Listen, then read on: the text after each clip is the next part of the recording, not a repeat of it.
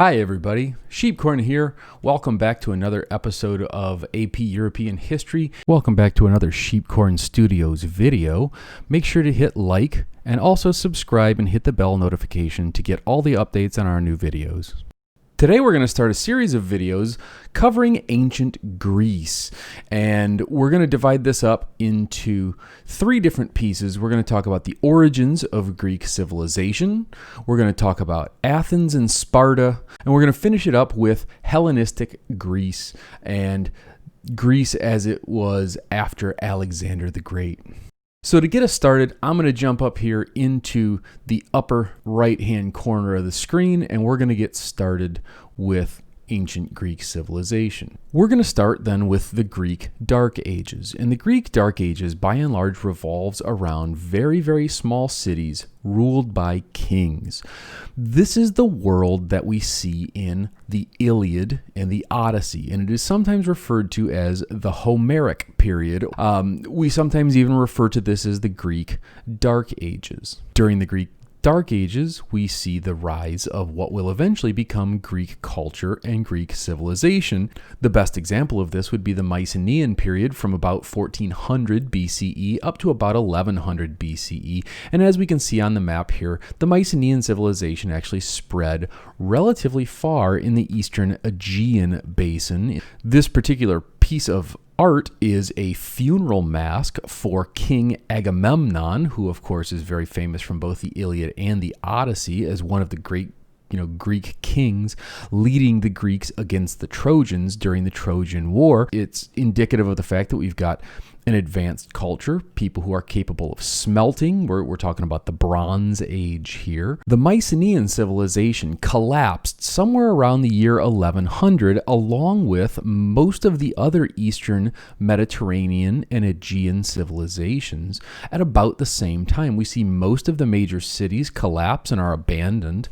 And from the end of that Greek Dark Age, what we see is the growth of what we call the Archaic period. And again, the Archaic period is the world of the Iliad and the Odyssey. We see small groups, small even tribes, we could call them, of Greek people following what we would call petty kings. They rule one particular area. They're not enormously powerful.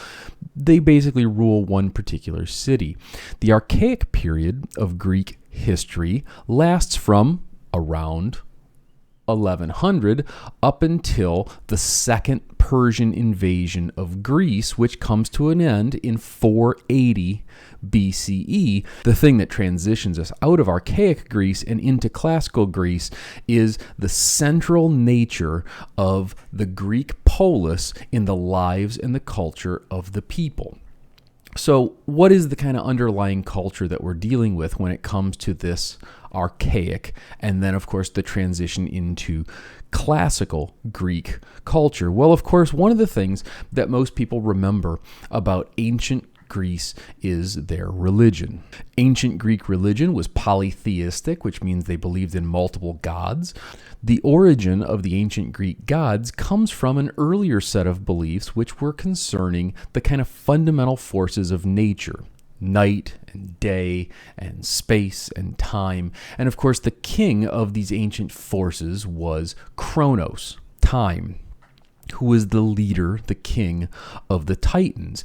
Now, because the ancient Greeks believed very deeply in prophecy, and of course the people who were in charge of interpreting these prophecies were referred to as oracles, and oracles, of course, this is the ruins of the most famous oracle in the ancient Greeks religion, which is the oracle at Delphi. Oracles were in charge of interpreting prophecies and the will of the gods. And so old King Kronos found a prophecy which said that one day one of his children would lead a rebellion against him and that he would be overthrown. The prophecy ultimately comes true with the birth of one of his sons whose name was Zeus. Kronos said, "I will not be overthrown." And so anytime he had a baby being born, he would immediately consume it. Zeus's mother fashioned a rock to look like a baby. When Kronos came by to see his new son and eat him, he ate the rock. She hid Zeus, who was then able to forge the thunderbolt and get himself prepared to rise up against his father. The Olympian gods rose up. Zeus cut his father's stomach open, took out his siblings and, of course, overthrew the Titans to set up the Greek pantheon, which we see here from the original relief capital of the Parthenon in Athens. Here we see Zeus, the father of the gods and the king of the gods, the leader who inherits Olympus after Kronos is cast down. We see Athena, the patron saint of Athens and, of course, the goddess of wisdom. We see Poseidon, the god of the sea, who, of course, took dominion over the sea when Zeus and the other two brothers overthrew their father. They drew lots for who was going to rule the different parts of creation. Zeus ruled the heavens from Olympus, Poseidon ruled the seas, and of course, the third brother, Hades, was given charge over the underworld.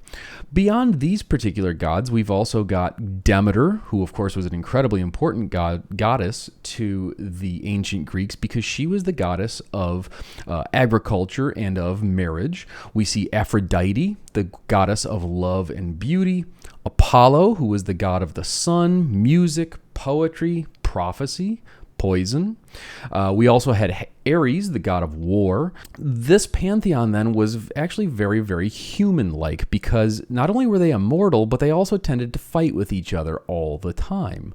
And they would fight with each other over petty things, which again gives them this very kind of human characteristic. And when we see the way that the ancient Greeks, particularly the classical age Greeks, depicted their gods, they're kind of this superhuman level of development, right? It's not just, they don't look like any normal human, they are superhuman. So physically, they're more perfect than perfect could ever be. They're more beautiful than beautiful could ever be. This is establishing not only that the gods, but also that art in and of itself is establishing standards of beauty whereby the real world is going to have to approach this imagined degree of perfection. Now, beyond the ancient Greek religion, of course, as well as their prophecies, we also, of course, should recognize their art contributions. So we see things like their architecture, wherein you see, of course, columns and order and organization.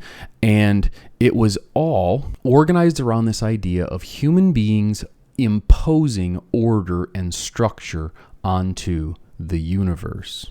We also see ancient Greek sculpture. On the left, we see Myron's Discobolus, who of course is the discus thrower, who represents the Greeks' ideal and belief that the achievement of physical perfection and athletic accomplishment was the height of human achievement and should of course be celebrated.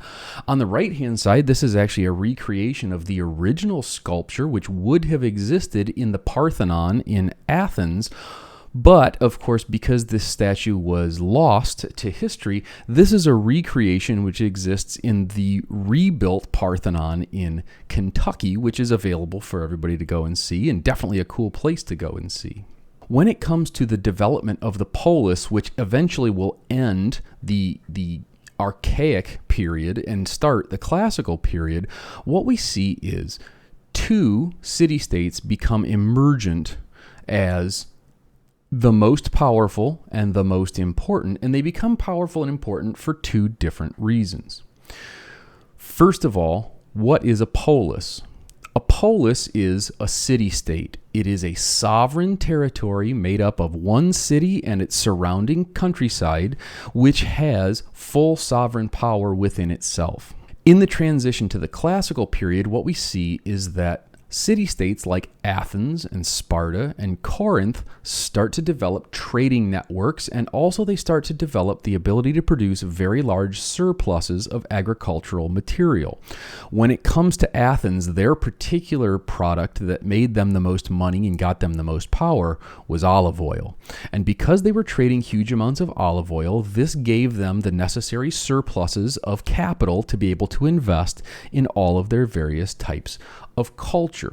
When we start getting into the 5th century BCE, these polis, these city-states, really become the dominant feature of the ancient Greek style of life and also of the ancient Greek culture. So in the next video, what we're going to do is we're going to dive straight into the polis. what the major polises were like, how they worked, how they defined the era, how they were different from one another, and ultimately how this led us into a very, very massive conflict. As always, if this video is good for you, hit like, share it with a friend, subscribe to the channel.